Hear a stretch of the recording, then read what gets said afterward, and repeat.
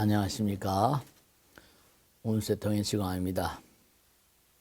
안타까운 질문이 들어왔습니다. 하도 요즘엔 어려운 분들이 많이 계시니까. 안녕하세요, 큰 스님. 저는 서울에 거주하고 있는 가정주부입니다.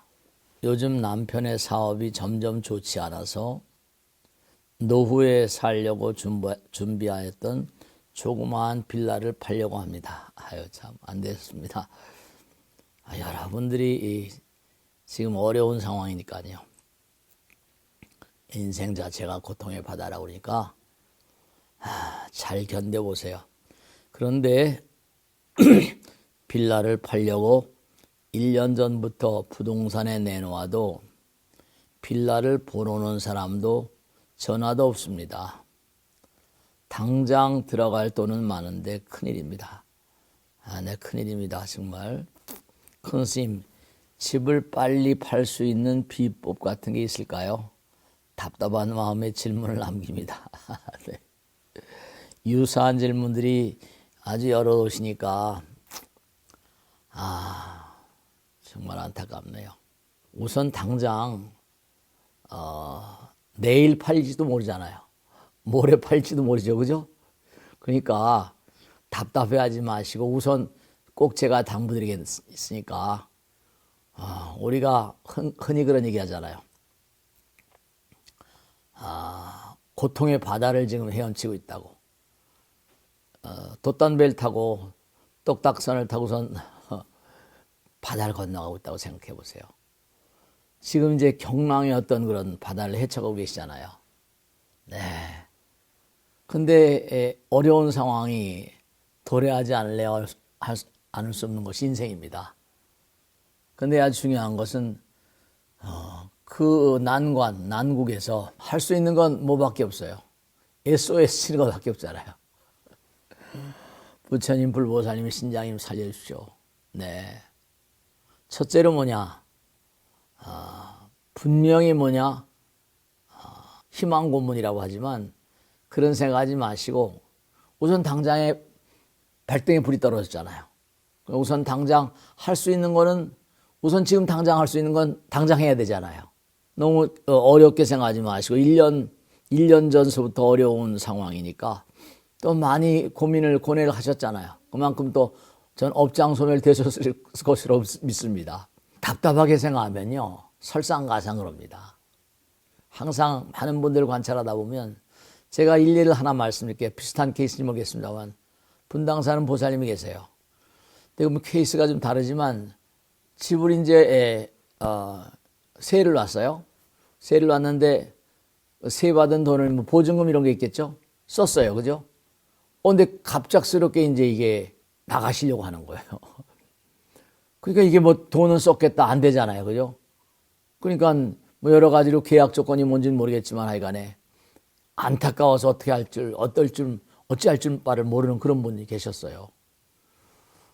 그냥 답답하고, 저도 답답하고 말이죠. 보살님, 방법이 없잖아요. 열심히 기도할 수밖에. 그 보살님이 하여간에, 나름대로 하여간에 자기 나름대로 열심히 했겠죠. 스님, 정말로 하늘이 도우셨나 봐요. 부처님 도우셨나 봐요. 글쎄, 그게 이제 사람이 임자가 들어온 겁니다. 전세인지 월세인지 잘 모르겠습니다만 이런 일도 목격하고 저런 일도 목격하는데 우선 당장 지금 할 수 있는 건 아무리 뭐라고 하더라도 들어갈 돈들이 많이 계시지 않습니까? 그러니까 우선 첫째로 할 수 있는 방안을 최대한으로 노력해 보세요. 근데 이제 요번에 이제 이렇게 한번 고통을 겪으시니까 부처님 말씀에 그런 게 있습니다. 모든 고통에는 필요곡절이라고 그러잖아요. 그죠? 이유가 있는 거랍니다. 근데 우리가 예를 들어서 서양의학이다. 그럼 우리가 병이 나잖아요. 그죠? 병이 나면 병원에 가면 그죠? 째고 당장 대증요법이잖아요. 그죠? 약 주고 고치는 거잖아요. 근데 그 깊은 그와 같은 병이 난 원인은 얘기하지 않습니다. 이유는 얘기하지 않아요. 그러니까 뭐 암 같은 것도 그렇고 다 재발한다고 그러잖아요. 그죠? 조심해야 된다고 말이죠.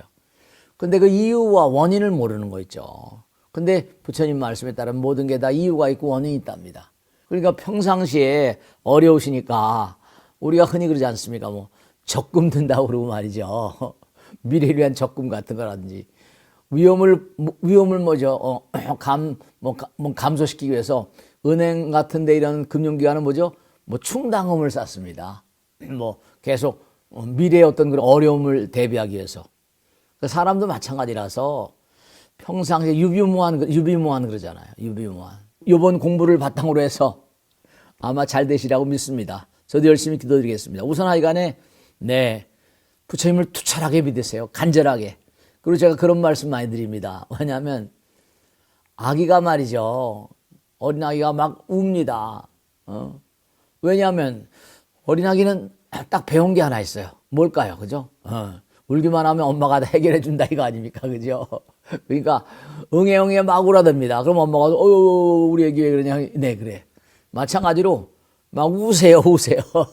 간절한 것만큼 고통스러운 것만큼 부처님께 매달리세요.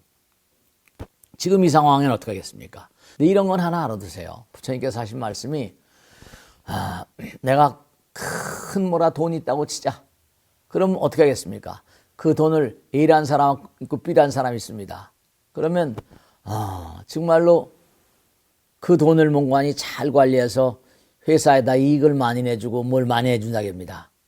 그러면 또 한 사람 뭐라 그냥 게으르고 나타내서 기계가 막 녹슬고 이래버려요. 그죠?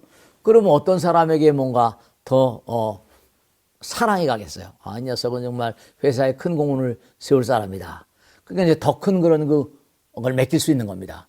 부처님 말씀에도 그릇 따라서 받는다고 그러거든요. 그릇 따라서. 나라 왕도 마찬가지고 부자도 마찬가지예요. 재벌도 마찬가지고. 백성들을 다스려야 되는데 평상시에 전 항상 법당에서 보살님들한테 그럽니다. 신도들한테 사람들 많이 잘 건사할 줄 알아야 된다. 통솔할 줄 알아야 된다. 그래야지 그게 점점 더 커지고 말이죠. 준비를 해야지 뭔가 어떤 상황이 딱 나에게 닥쳐온다라도 받아먹을 수 있잖아요. 그릇이 없으면 받아먹지 못해요. 그러니까 지금 여러 가지 어려운 상황이세요. 그런데 정말로 꼭 당부드린 건 이 세상에 고통스럽지 않은 사람 아무도 없습니다. 보살님만 이렇게 고통스러운 것 같습니까? 저는 많은 사람들 고통 속에 계시고 저도 고통스럽습니다. 우선 꼭 당부드린 게 모든 고통은 필요곡절이라고 말씀드렸죠. 그러니까 잊지 마시고 언제 어떤 경우라 하더라도 이렇게 간절한 마음, 지금 얼마나 간절하시겠어요, 그죠? 간절한 마음으로 부처님 매달려 보세요. 그러면 지금까지도 업장소멸 많이 하셨으니까 언제 어떤 경우든 간에 뭔가 이루어지지 않을까 확신합니다. 그러니까 제가 항상 드리는 말씀이 있습니다. 그건 뭐냐 하면은 선물, 행운이라고 하는 것은 뭐냐? 스스로가 평소 준비한 선물이다 그럽니다. 행운은 선물이에요. 행운은 자기가 준비한 선물입니다. 어디서 날라오는 게 아니에요. 날라오는 게 아니에요. 그러니까 우리가 삶을 도모하면 항상 어려움이 있습니다. 근데 그 어려움은 필요곡절이에요. 그러니까 평상시에 조상님을 잘 모신다거나 부처님 불보살님 전에 열심히 기도한다거나 또 가능한 한 부처님은 어떤 사람을 사랑하시는 거 아니? 네, 부처님은 왜 이 땅에 오셨을까요? 중생 제도하기 위해서. 부처님을 대신해 준 사람 사랑합니다. 부처님을 열심히 대신해 준 사람 사랑합니다.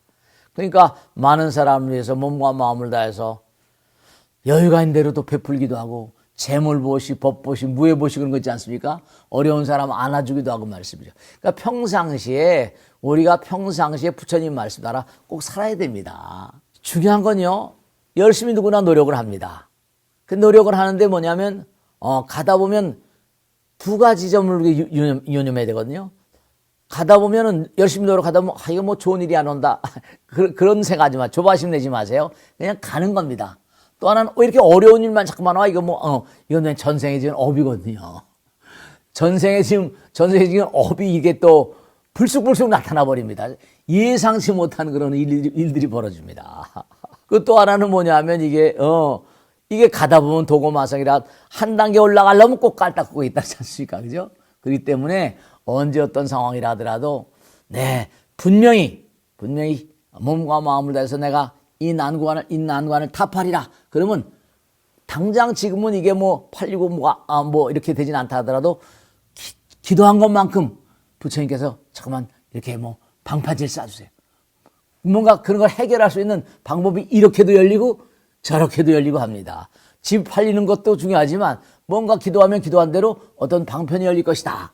저는 그렇게 말씀드릴 수 있어요. 그러니까 지금 집 팔리는 거는 뭐 지금 여러 가지로 어려운 상황이고 요즘에 뭐냐 하면 뭐 주택 여러 가지로 뭐 하강 곡선을 그린다고 그래가지고 어려운 상황이 있습니다. 그리고 또 뭐 지금 집을 짓다가 못 짓는 집이 많잖아요.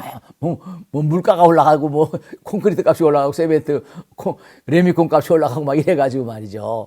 그러니까 지금 뭐 여러 가지로 관망자세입니다. 그러니까 집값이 또 어떤 사람은 더 떨어지지 않을까. 근데 또 하나 마지막으로 제가 말씀드릴게요.